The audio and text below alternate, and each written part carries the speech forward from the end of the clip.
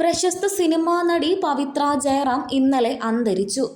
ആന്ധ്രാപ്രദേശിൽ വെച്ചായിരുന്നു മരണം സംഭവിച്ചത്. താരം സഞ്ചരിച്ചിരുന്ന കാറ് നിയന്ത്രണം വിട്ട് ഒരു ബസ്സിൽ ചെന്നിടിച്ചു. തുടർന്ന് അപകടത്തിൽപ്പെട്ട് താരം മരണപ്പെടുകയും ചെയ്തു.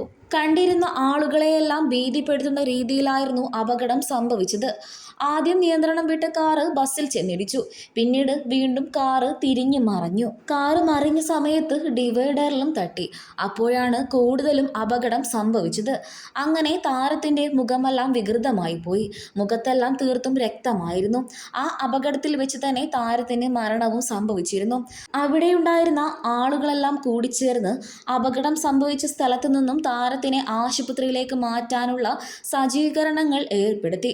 ഉടൻ തന്നെ ആംബുലൻസും എത്തി. പക്ഷേ അതിനു മുമ്പ് തന്നെ താരം മരണപ്പെട്ടിരുന്നു. അപകടത്തിന്റെ ആഘാതത്തിൽ താരത്തിന്റെ മുഖം പോലും തിരിച്ചറിയാൻ പറ്റാത്ത അവസ്ഥയിലായിരുന്നു.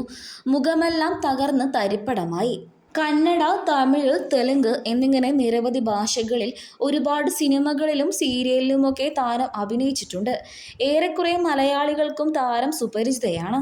ത്രിനയനി എന്ന തെലുങ്ക് ടെലിവിഷൻ പരമ്പരയിലൂടെയാണ് താരം അഭിനയ രംഗത്തേക്ക് എത്തിയത്.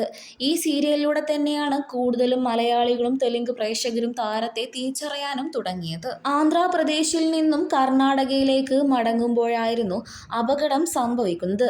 നിയന്ത്രണം വിട്ട കാറായിരുന്നു കുറ്റം.